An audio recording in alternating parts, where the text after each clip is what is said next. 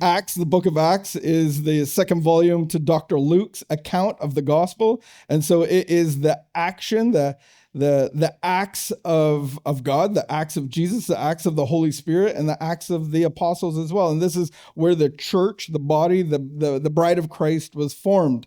And we get to be a part of that, and that's 2,000 years ago. So we see this journey with Paul, and this is the action of the early church as a church planter. This is his third missionary trip that we're investigating, and he caused a little bit of a riot. He caused a little bit of a riot in the temple. The Romans, they are the empire in charge at the time, and they intervened because Paul was actually Roman. So they intervened. Now, Paul is actually going to Rome. He's on a journey there to plead his case. And so in the beginning of Acts 23, we had some theological addresses. Hi, Gerald. I didn't see you this morning. We had a couple theological addresses. One was not everybody's favorite, maybe not mine. I have some wounding in this area, and this is your warning, we're actually going to address this wounding today. So if you get anything out of today, we're going to address some of the wounding that we may have in leadership, being under leadership, being leaders, and I believe that there is a lot of wounds that we have had in our lives due to leadership. And so the Bible actually says in Hebrews to obey and submit to leaders and recognize their authority with joy. Very good. Who said that? Was that you? Nice. While you were listening, or you have the Bible fully memorized. So honoring our leaders can be difficult for some of us. The other theological address was about division. I believe that the pulpit, that some of the preachers and some of us can be very divisive of what we should and should not believe, but the communion table that is the centrality of our church brings us all together in the fellowship of his Spirit. So there was a theological address on division. And last but not least, and this has been really, it's been big. Like, it's been hurting my head. Just even like from studying this and like understanding the theology of God is everywhere. God is always around.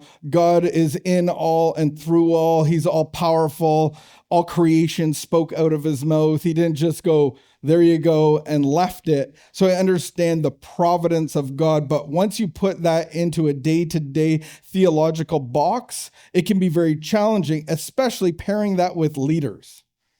Whether that's in our country, over our school systems, in our home, whatever that's looked like, what this theological address is saying, that God is in all, he has ordained all, and he knows what's going on. He knows what's going behind the scenes. He is bringing the supernatural into the natural. And so David had a really good analogy of this when we were discussing it. And it was being on a battleship, cruise liner, battleship. And the battleship is going this way in a mission, in a certain direction. And yes, you can walk around on the deck. You can go underneath. You can sulk if you want. You can feel sorry for yourself because you didn't get the extra helping of potatoes, whatever it is. But the battleship's still going its way. I thought of, because I've always wanted to drive. My whole entire life was built to drive. I was a kid with the Hot Wheel cars. I was a kid with that big 3-wheeled, what is that called? The Hot Wheel, what was that? With the big tire in the front, the 2 little ones in the back. You guys had that? Yeah, big wheel. I love that big wheel. And so I was always trying to drive my dad's car. I was trying to be the boss. And so he would put me on his lap and my feet couldn't touch the pedals and he did all the things. And once in a while he'd let me hit the flicker. I could get that wrong, but we're still going to go the way that he wants us to go. So that was suggestive of the theological address of the providence of God, which then when you start unpacking that, you're like a little bit confused because, well, bad things happen to good people, right? And then bad things happen to good people. The good things happen to bad people. And you're like, well, what is God doing? So that can be very confusing.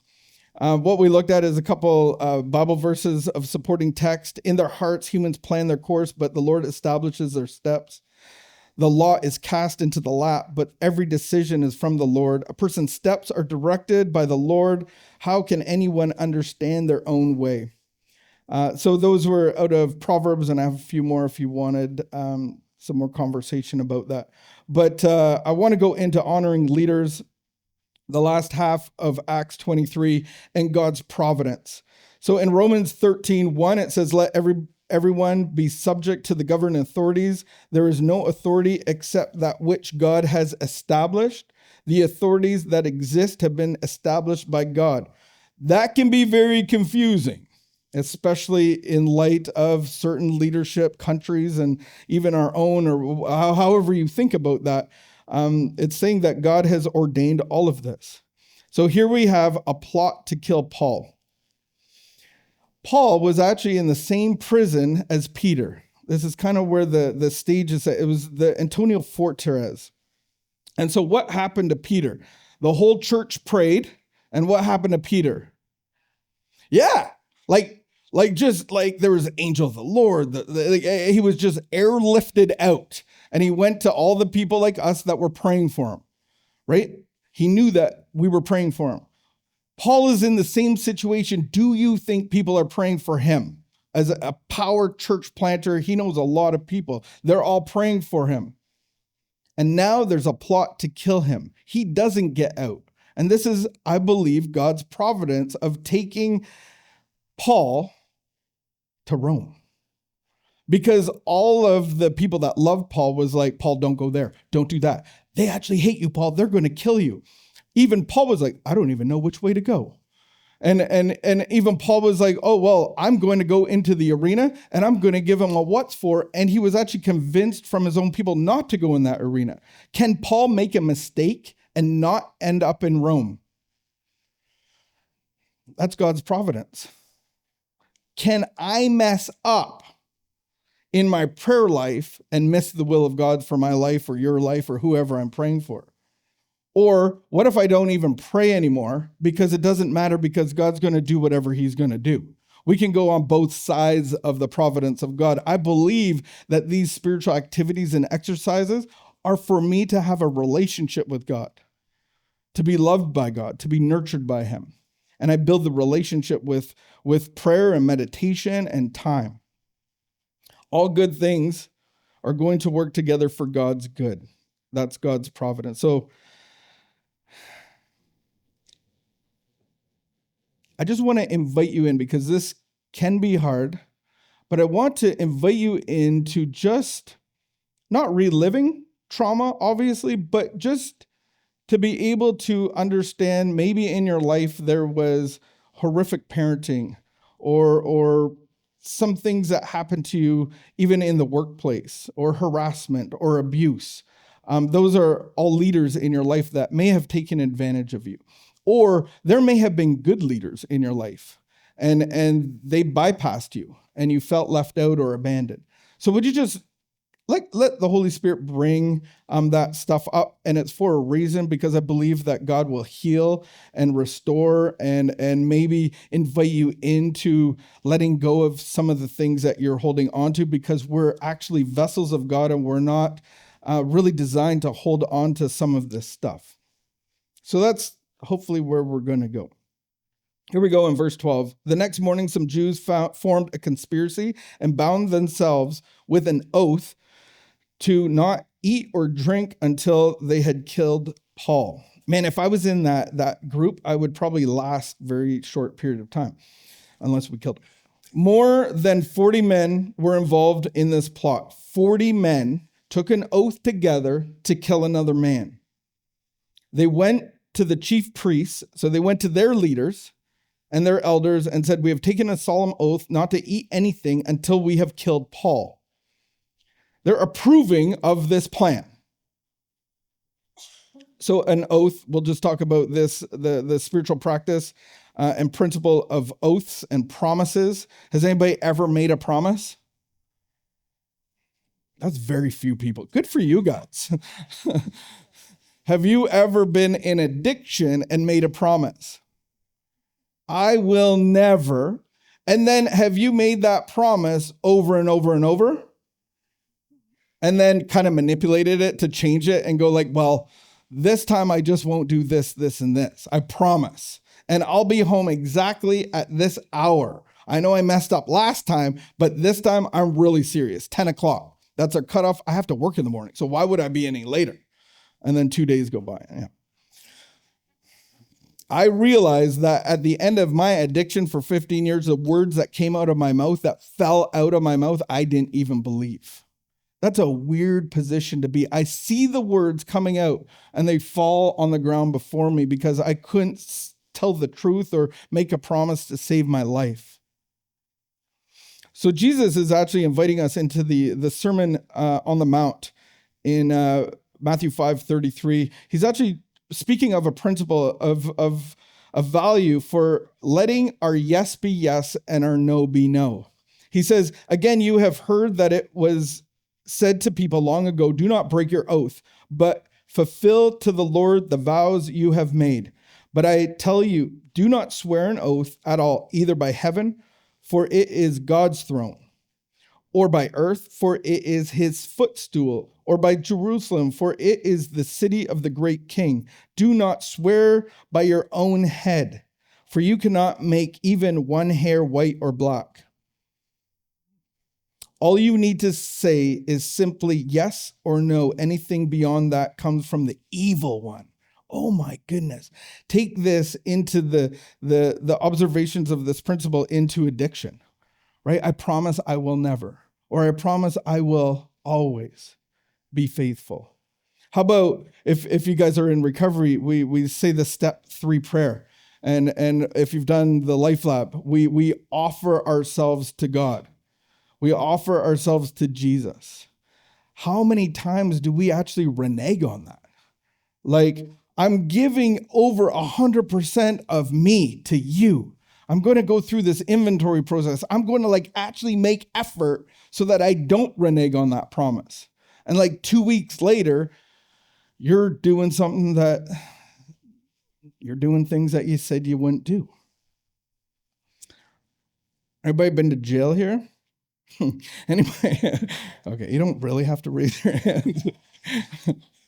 Just seeing who my people. No, but if you've been in that circle, that you know, and if you didn't know, you will know that all you have is your word. That's all you have in there. Believe me, that's all you have. And if your yes is not yes and your no is not no, you will pay a price. And so another concept, another observation is parenting. Who's been a parent? That's the hardest job in the world, by the way, that you don't get paid for. So parenting 101, here's a tip. Let your yes be yes and your no be no. I lived how many years in addiction with our kids? Probably 9 years. There was a lot of excuses from the other adult in the houses, why dad wasn't home, where he was, all of that stuff. I didn't show up on time. I missed birthdays. I did all of the things that I didn't really choose to do. But one thing that I learned in recovery, and I've been in recovery for 18 years, is when it comes to parenting, all I have is my word. And there are words that I've said that seemed very harsh, and I had to follow through with it. There may be a kid or two that missed a trip at the end of school for a certain reason. And I wanted him to go on that trip, but I said no, because you did this again. And he didn't get to go on the trip, and it broke my heart. There was another trip, and he had to be grounded the whole time. He had to stay with his mom on a hockey trip. Yeah. I don't know. but I've learned that they can start to manipulate. That's just a little 101 parenting, free of charge. The theological address, the importance of truthfulness, faithfulness, and the sanctity of our word. And I don't believe we can do it without the power of God's Spirit, without the power of Jesus in my life. That without him, I am a liar. I am not faithful. my word doesn't mean hardly anything. With him and with his power, my yes can be yes and my no can be no for the most part. To the best. It is. Thank you. That was very encouraging. I look at the temptation. When you're in temptation, we don't do well. But there's tests to strengthen us. There's temptation. The enemy comes as a tempter. Tempter. Oh, that was way simpler. Tempter. And when we look at Jesus in the wilderness without food for how many days? 40 days. Some of us have trouble going 4 hours or 4 days. Yeah. and no judgment. And he passed every test of the tempter. And then what happened in the Garden of Eden? They were hand in hand with God. The breeze, the trees, the animals, the love in the air, and the tempter came in the form of a serpent and said, surely you wouldn't. They failed the test miserably. The first conversation about God without God, and they failed. So how many conversations are you having without God, about God, that you're failing in your mind? The tempter is always trying to twist and turn and tempt you to become a no is a yes and a yes is a no. I believe in fasting. I believe in prayer. When it comes to taking them out of religion and centering them in my relationship with God. So I'm not against making these declarations. I'm going to fast every Monday. I'm going to do this with my money. I'm going to do this with my time in the morning. That's about building a relationship with God. I think some of these things of not eating, of spending your time in a certain way, there are people that I know that go for little retreats for 3 days in a cabin in the woods. And they light a little candle and they have their Bible and they have a massive spiritual time. And they don't eat for those 3 days. I'd be bored and I'd be like, man, I'm hungry. We should go foraging. I get so distracted. I'd be hunting and setting up snares and cooking. But maybe for me, that's spiritual. Maybe that's time with God. But we do all of this to be humble, to be weak, for God's will to be known, and to run this race well. Fast. And I said this the other day.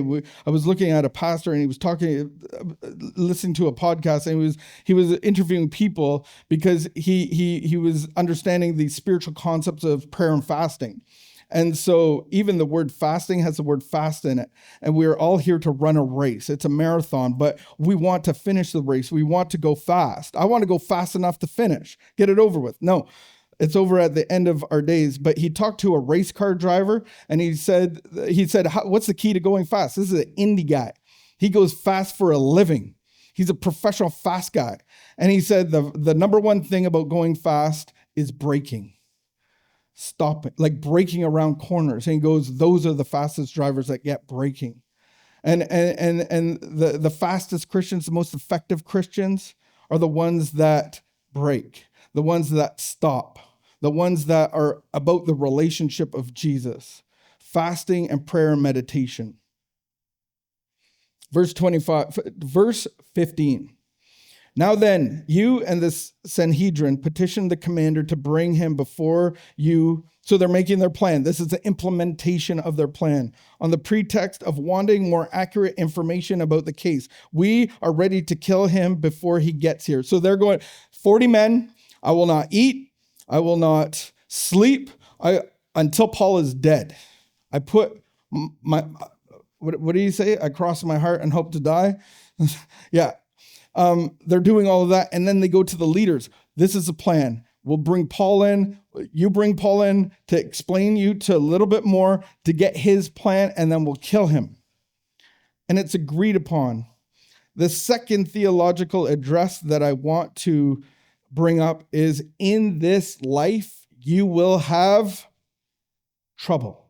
Beautiful. I have told you all of these things, John 16:33. I've told you all these things so that in me you may have peace. In this world you will have trouble, but take heart, I have overcome the world. Bad things are going to happen to good people, and good things are going to happen to bad people. And do I have to figure it out? I do not. I get to break and pause and be in the loving arms of God. But in this trouble, and just picture this, has anybody been chased by men? Like, has anybody been like, I'm going to get you? Even road rage. I saw road rage and I didn't see it. I don't know who was at fault, but it got crazy and they pulled off on Blair. And I was like, should I go and follow them? And then I'm like, no, I'm going to church. Acts 23. Like, let's not do that. Do not want to go to jail today. And it's like, if you've ever been chased, has anybody had a dream about being chased? Man, it's terrifying. And you wake up and you're like, oh my goodness, I'm still here. Awesome. Imagine having 40 men after you that have said, I'm not going to eat until I kill you. That sounds serious to me. A man and his food, like 40 of them. And then on top of that, hey, by the way, I'm a Christian just like you, and I'm going to kill you. And your leaders of your church say it's okay. There's no hold barred. Who's going to stop it? That's a frightening situation, to say the least. What's there? The character of betrayal, of hate, maybe envy, maybe murder. Well, definitely murder. So here's the theological address. Let your yes be yes. Either it is or it isn't. Be all in. So when I say I'm all in, be all in. Don't be half out and half in, because you're actually not in at all. In Revelations 13:16, it says, Jesus says, I will spit you out of my mouth if you are lukewarm. And then you will have trouble. Verse 16, but when Paul's sister, when the son of Paul's sister heard of the plot, he went into the barracks and told Paul. I did not know until I actually read this. I didn't even know that Paul had a sister. I didn't even think it mattered. And now his nephew is in the building. And so, okay, I have 100 questions now. Paul has a sister. Was she younger or older? He has how old is this kid? And he's like working in the field of like being taught to be a priest, to be part of the Sanhedrin or be a Pharisee or whatever. He's in school, basically. He wants to maybe be like his Uncle Paul. I had a lot of questions, didn't answer them all, but there you go. Paul has a sister and he's an uncle. Take that. Verse 17, then Paul called one of the centurions and said, take this young man to the commander. He has something to tell him. So he took him to the commander. Paul is a Roman citizen, and a Roman citizen can ask a centurion to do tasks. The centurion said, Paul, the prisoner, sent for me and asked me to bring this young man to you because he has something to tell you. The commander took the young man by the hand, drew him aside, and asked, what is it that you want to tell me? He said, some Jews have agreed to ask you to bring Paul to the Sanhedrin tomorrow on the pretext of wanting more accurate information about him. Don't give it to them because there are more than 40 of them waiting to ambush him. They have taken an oath. They have bound themselves not to eat or drink until they have killed him. They are ready now, waiting for your consent to their request to implement their plan. Verse 22, the commander dismissed the young man with this warning, do not tell anyone that you have reported this to me. Paul's transfer to Caesarea. Verse 23, then he called two of the centurions and ordered them get ready a detachment of 200 soldiers, 70 horsemen, and 200 spearmen to go to Caesarea. That was only about 100-kilometer journey from Jerusalem. This is where they're taking him, is the seat of the Roman government in Judea. On the Mediterranean coast, Herod had built a great palace there. So basically, he's sending 400, so that's 40 against one. Now it's 470-ish men with horses and spears and swords to take Paul into the court of the Roman Empire at some point. But they're getting him out of Dodge, basically. and they leave 9 at night. Provide horses for Paul so that he may be taken safely to Governor Felix.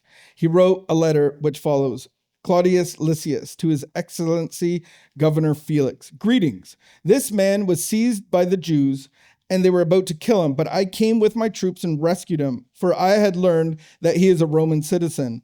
I want to know why they were accusing him, so I brought him to their Sanhedrin.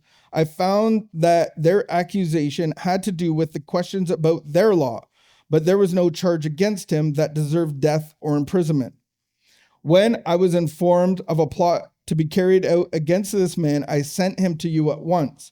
I also ordered his accusers to present to you their case against him. So the soldiers, carrying out their orders, Paul took with them during the night and brought him as far as Antipatris. That was about the halfway point. It's actually a fortress. Then the next day, they let the cavalry go on with him while they returned to the barracks. When the cavalry arrived in Caesarea, they delivered the letter to the governor and handed Paul over to him. The governor read the letter and asked what province he was from.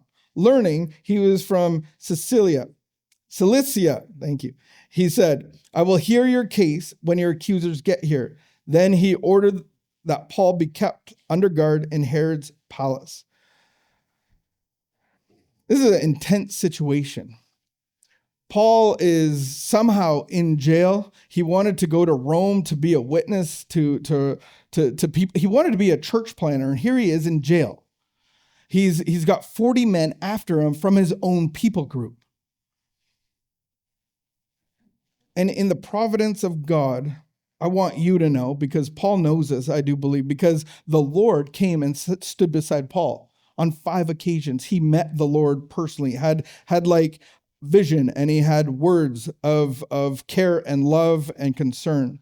But God does care where you're at, or whatever episode you're coming in and out of. Be encouraged like the Lord did with Paul.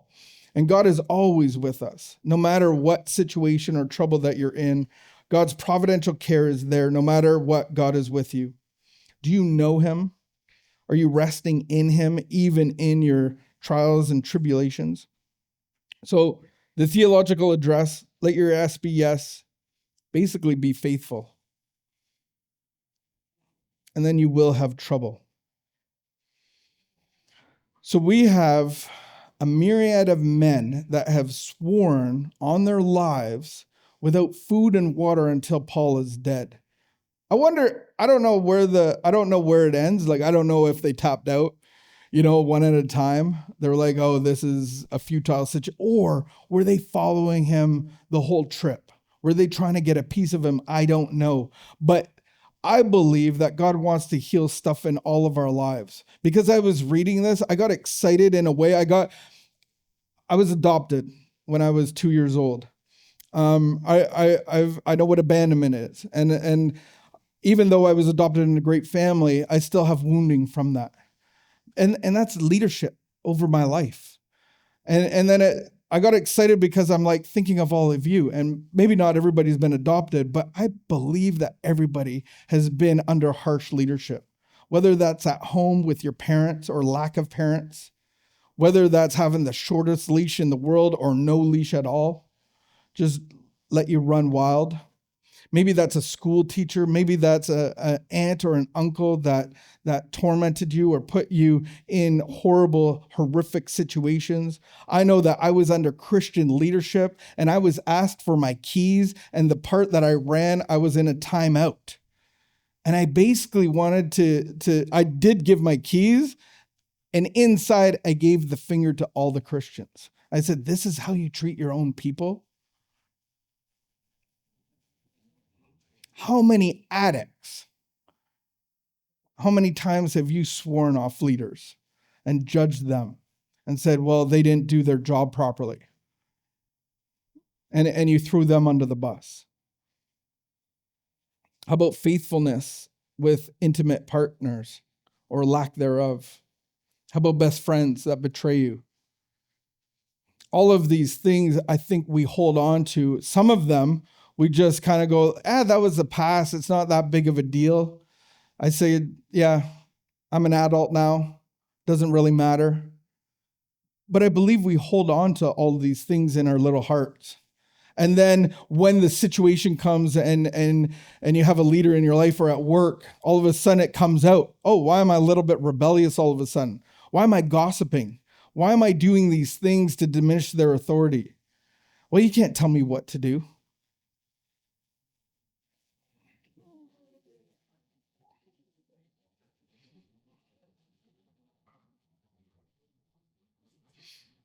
I want to read something really important, and it's the words of Jesus. Later they sent, and in Mark 12:13, later they sent some of the Pharisees and Herodians, Jesus' own people, to Jesus to catch him in his words. This is his own leaders trying to trap him.